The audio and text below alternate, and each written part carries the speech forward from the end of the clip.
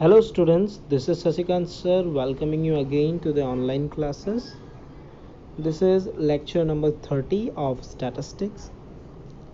We are at the unit 2 and the name of chapter is linear correlation.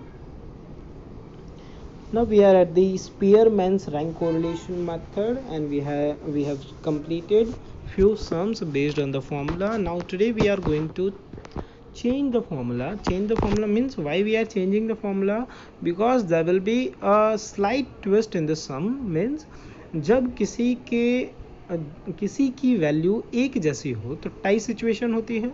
ऐसे tie situation में हम rank correlation कैसे find करेंगे हम आज सीखने वाले हैं. तो हमारा फॉर्मूला क्या है, हमारे फॉर्मूले में सिर्फ इतना चेंज है, हमने ये CF जो है वो ऐड किया है फॉर्मूले में, बाकी पूरा फॉर्मूला सेम है. ओके ये फॉर्मूला कब यूज़ करना है, जब कौन सा सिचुएशन हो, जब वहाँ पर टाई की सिचुएशन हो, when there is a tie situation in the observation. तो फॉर्मूला क्या है, फॉर्मूला है R is equal 1 minus 6 in bracket sigma D square plus correction factor CF divided by n in bracket n square minus 1. जहाँ पर correction factor कैसे find किया जाता है, तो करेक्शन फैक्टर के लिए फॉर्मूला ये है CF is equal sigma m cube minus m by 12. अब ये m क्या है, तो m का मतलब है number of time and observation is repeated. कोई एक ऑब्जर्वेशन कितनी बार रिपीट हो रहा है उसे हम m कहेंगे. जैसे कि 28 मान लो, सपोज कि 28 अगर 3 टाइम्स रिपीट हो रहा है तो उसका m कितना होगा, 3. क्लियर है. ओके वेर d कैसे फाइंड करना है, तो d means difference of rx minus ry.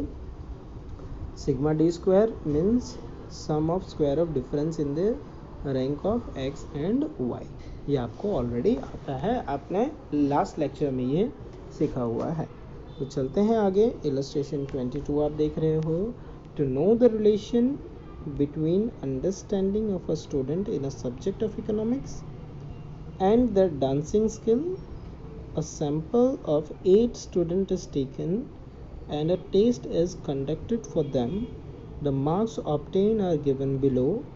Find the rank correlation coefficient between the marks obtained in two subjects. Okay, so economics और dancing skill का डेटा हमें दिया हुआ है. तो पहले हमें क्या करना है, रैंक असाइन करना है. अब रैंक कैसे असाइन करना है, ये बहुत बड़ा टास्क होता है टाई वाले सिचुएशन में. तो देखते हैं पहले marks in economics. Okay so if you see the marks in economics, let's see the highest mark 60, 30, 10, 20, 30, 50, 30 and 40. इसमें हाईएस्ट मुझे लग रहा है 60 है, उसके बाद का सेकंड हाईएस्ट है 50 और उसके बाद का थर्ड हाईएस्ट है 40. तो रैंक कैसे असाइन करेंगे, 60 हो जाएगा हमारा फर्स्ट रैंक, 50 हो जाएगा second rank, just a second, 50 हो जाएगा हमारा सेकंड रैंक, 40 हो जाएगा हमारा थर्ड रैंक, फिर 40 के बाद की वैल्यू है 30. अब 30 देखो रिपीट हो रहा है, कितनी बार रिपीट हो रहा है, ये है 1 time, then 2 time, then 3rd time. अब कैसे रैंक असाइन करेंगे. अब जब कोई वैल्यू रिपीट होती है तो उसे हम कहते हैं सिचुएशन ऑफ टाई. क्या कहते हैं, सिचुएशन ऑफ टाई. अब टाई कैसे एलिमिनेट करना है, तो हमें फर्दर रैंक जो है उसका लेना है एवरेज. जैसे कि इस वाले 30 के लिए हम लेते, just let me change the colour first, तो क्या क्लियर हो जाएगा. ओके इस वाले 30 के लिए हम लेते तो रैंक लेते हम उसके लिए 4, फिर ये वाले 30 के लिए लेते 5, ये वाले 30 के लिए लेते हम, ये वाले 30 के लिए हम लेते 6. अब अगर हम इस तरह से रैंक असाइन करेंगे तो, बट वैसे अगर क्लास में भी 2-3 बच्चे के एक जैसे मार्क्स हों और हम उन्हें अलग अलग रैंक दें तो झगड़ा हो जाएगा कि सर हमारे मार्क्स सेम है तो मेरा रैंक पीछे क्यों. क्लियर. तो ऐसे में क्या करना है, आपको लेना है इनका एवरेज. जैसे कि एवरेज क्या करना है, जैसे कि 4 + 5 + 6 डिवाइडेड बाई 3. क्लियर. क्योंकि रैंक कहाँ से दे रहे थे हमें, 4, 5, 6 रैंक देना था. तो फिर से अपने चलते हैं और रैंक दे देते हैं इनको 4, 5, 6. ये ले लेते हैं 4 rank plus 5th rank plus 6th rank. तो कितने वेरिएबल को रैंक दिया गया, 1 2 3 डिवाइडेड बाई 3, तो आंसर आता है 5। क्लियर। इसका मतलब क्या हुआ, इसका मतलब ये हुआ कि ये जो वैल्यूज़ है इसका रैंक भी हो गया 5, देन इसका रैंक भी हो गया 5 और इसका रैंक भी हो गया 5। मैंने कलर जानबूझकर चेंज किया है ताकि आपको पता चले कि ये हमने एवरेज से लिया है। क्लियर। अब आप नेक्स्ट रैंक असाइन करोगे, तो जिसे भी आप रैंक नेक्स्ट रैंक देने वाले हो उसको डायरेक्टली 7th रैंक मिलेगा। क्यों 7th रैंक मिलेगा, क्योंकि नंबर 6 तक के रैंक असाइन हो चुके है ना। तो 7th रैंक किसको जाएगा, तो मेरे ख्याल से अब दिखता है 20।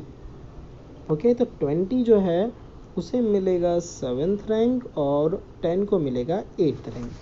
क्लियर है। अगर ये क्लियर है तो हम आगे मूव ऑन करते हैं। इस तरह से हमारा इकोनॉमिक्स का रैंक जो है वो असाइन हो गए 1 5 8 7 5 2 5 3। ओके, अब ये पूरा डिस्प्ले इरेज कर रहा हूँ, अगर आपको कोई डाउट है तो आप रिवाइंड करके उसे देख सकते हैं और सीख सकते हैं। अब चलते हैं, ये याद रखना, ठीक है, 1 5 8 7 5 2 5 3। Okay, marks in dancing skill. Dancing skill में देखो हाईएस्ट मार्क है 80। Just a second please, just give me a second. So हम बात कर रहे थे डांसिंग स्किल की, तो डांसिंग स्किल में मैक्सिमम मार्क्स हैं, मुझे दिख रहा है 80। तो 80 को दिया जाएगा फर्स्ट रैंक, उसके बाद है 60, उसको देंगे सेकंड रैंक, 60 हो गया second rank, then 40 third rank, then 40 के बाद है 28 फोर्थ रैंक, उसके बाद में है 20 1 time and 20 second time. Okay, तो 20 के लिए क्या होगा, हम रैंक लेंगे, तो रैंक 4 तक तो हमने असाइन कर दिए, तो 2 टाइम 20 है तो रैंक 5 एंड 6 लिया जाएगा। रैंक 5 प्लस 6 डिवाइडेड बाई 2 कितना आता है 5.5। 5.5, तो इस 20 के लिए रैंक असाइन होगा 5.5 और ये वाले 20 के लिए रैंक असाइन होगा 5.5। अब आप जिसे भी रैंक दोगे उसे मिलेगा 7th रैंक। क्यों, क्योंकि हमारे रैंक जो हैं वो कहाँ तक पूरे हुए, 6 तक हमने रैंक जो है वो असाइन कर दिया है। तो अब जो नंबर ये 15 है उसे रैंक मिलेगा 6th और 12 को रैंक मिलेगा 7th। क्लियर। अब चलते हैं एक्चुअल आंसर की तरफ, देखते हैं एक्चुअल आंसर में। ये आप देख सकते हो, आपने अगर रिवाइंड किया हो तो देख लेना, ये जो रैंक असाइन हमने किए थे ये ऐसा सेम थे, 1 5 8 7 5 2 3 5। क्लियर। इसका मतलब क्या है, देखो यहाँ 5 जो है 3 बार रिपीट हुआ। अब यहाँ देख सकते हो 5 1 time, second time, third time, वो हमने एवरेज लिया था। और यहाँ आप चेक कर सकते हो दूसरा 1 5.5 2 3 8 4 5.5 7। क्लियर है। तो यहाँ देखो 5.5 2 टाइम रिपीट हो रहा है, ये 1 टाइम और ये सेकेंड। क्लियर। अब हमें फाइंड करना है डी कैसे फाइंड करना है, तो हमें आता ही है RX माइनस RY, जो कि बहुत ही सिंपल टास्क है। जैसे कि 1 minus 1 that is 0, 5 minus 5.5 negative 0.5 sorry, 8 minus 2 positive 6, 7 minus 3 4, 5 minus 8 negative 3, 2 minus 4 negative 2 and so on. इसका टोटल कितना होना चाहिए, तो इसका टोटल जो है वो हमेशा 0 होना चाहिए, ये रहा 0। लास्ट में हमने क्या सिग्मा डी स्क्वायर, डी का स्क्वायर करने पे और फाइनली हमने उसका करना है टोटल। तो इसका टोटल आता है, ये रहा, जस्ट अ सेकेंड, 81.5। क्या है टोटल, 81.5। अब ये मिल गया हमें सिग्मा डी स्क्वायर। अब हमें करेक्शन फैक्टर, क्योंकि यहाँ पर सिचुएशन टाई की थी, तो टाई के सिचुएशन को एलिमिनेट करने के लिए करेक्शन फैक्टर फाइंड करना पड़ेगा। तो आपने ये देखना है कि कौन सा ऑब्जर्वेशन कितनी बार रिपीट हुआ है। तो आप ये देखिए, ये जो 30 है ये 3 बार रिपीट हुआ है, तो 30 के लिए m हो जाएगा 3, है ना। देखिए आप देख सकते हो 30 30 एंड 30 30 30 एंड 30 3 बार रिपीट हुआ है। क्लियर। और डांसिंग स्किल में 20 रिपीट हुआ है 2 बार, मतलब 20 का m होगा 2। क्लियर है। तो ये हमारे हुए m that is called repeating observation. चलते हैं आंसर की तरफ, ये रहा हमारा रिपीटिंग ऑब्जर्वेशन। सो ये 30 आप देख सकते हैं 3 बार रिपीट हुआ। तो फॉर्मूला क्या है करेक्शन फैक्टर के लिए? सो m square minus m cube minus m divided by 12। So 3 cube minus 3 by 12 answer is 2 and 20 जो है वो 2 टाइम रिपीट हो रहा है तो इसकी वैल्यू आ रही है 0.5।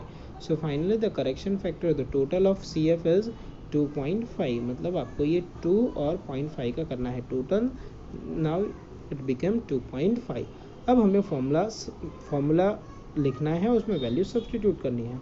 हमारा फॉर्मूला क्या है? तो r is equal 1 minus 6 in bracket sigma D square plus correction factor divided by n square minus 1। सारी वैल्यूज़ हमारे पास है। n1 जो है वो फॉर्मूला में दिया हुआ है, 6 है, 81.5 सिग्मा डी स्क्वायर टेबल से मिला, 2.5 करेक्शन फैक्टर हमने अभी अभी फाइंड किया, n 8 था, 8 का स्क्वायर 64 और माइनस 1। कि पहले आपको ब्रैकेट सॉल्व करना है, ब्रैकेट सॉल्व करने के बाद मल्टीप्लाई करना है। ब्रैकेट सॉल्व करने के बाद मल्टीप्लाई करोगे तो 84 into 6 that would be 504 and 64 minus 163 into 8 that is also 504. 504 divided by 504 that would be 1 and 1 minus 1 it would be 0. 0 है इसका मतलब क्या है? There is a lack of correlation, means we can't say there is a negative correlation or positive correlation, but what we can say that there is a lack of linear correlation. So friends, hopefully ये सम आपको अच्छे से समझ में आ गया होगा। तो आपका होमवर्क है ऑल इलस्ट्रेशन बिफोर एक्सरसाइज 1.3। यहाँ पर हमारा रैंक कोरिलेशन मेथड जो है वो पूरा होता है। तो कार्ल पियर्सन का मेथड हमने पहले ही कर लिया था, रैंक कोरिलेशन मेथड भी पूरा हुआ। सो आपका होमवर्क है all illustration before exercise 1.3 and exercise 1.3 completely. Okay, इतना होमवर्क आपको करना है। तो फ्रेंड्स, होपफुली आपको समझ में आ गया होगा। Thank you so much for listening. Stay home and stay safe.